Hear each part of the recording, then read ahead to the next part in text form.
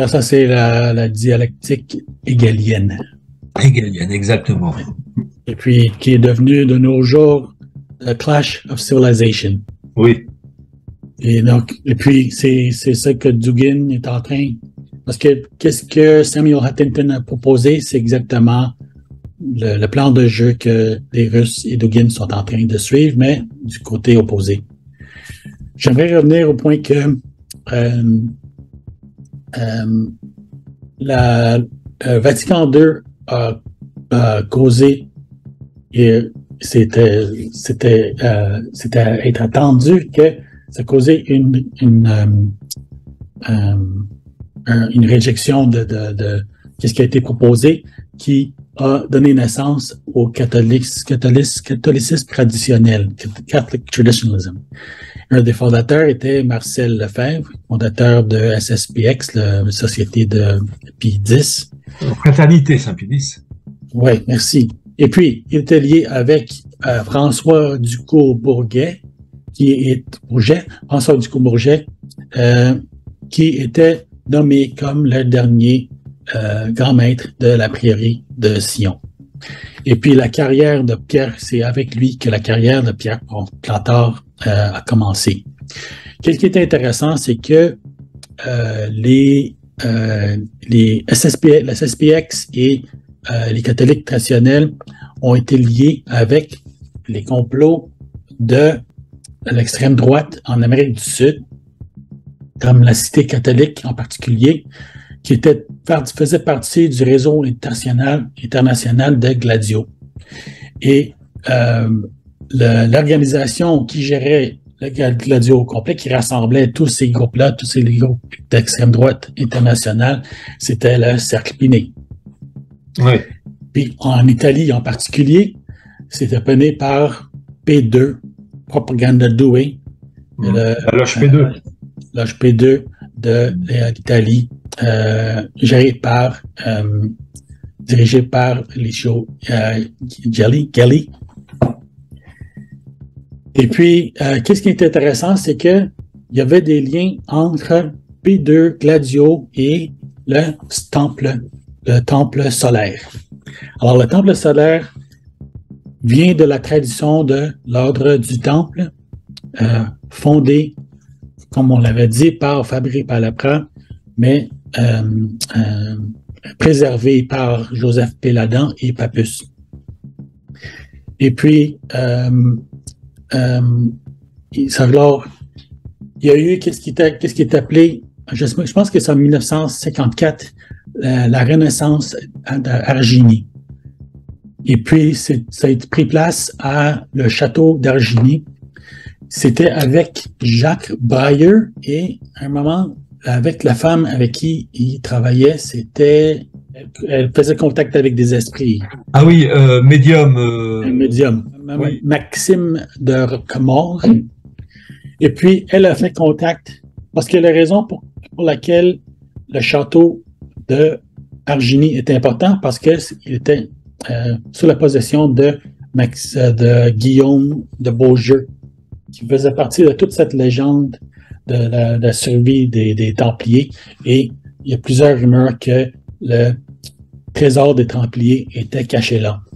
Alors, Maxime, elle a fait contact avec des maîtres d'Agartha, mais dans ce cas-ci, c'était prétendu que ces maîtres-là, c'était les 9 fondateurs de l'ordre du Temple, des Templiers.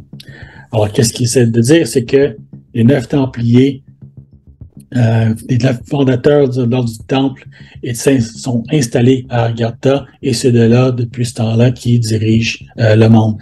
Et puis, ils ont toutes sortes de représentants terrestres, comme en particulier le comte Saint-Germain.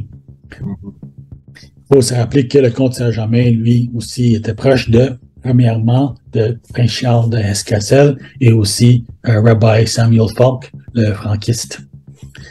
Alors, encore, c'est toute une histoire franquiste. Alors, eux, ils ont créé, il y a plusieurs ordres de temples solaires. Alors, eux, ils ont créé l'ordre du temple solaire souverain.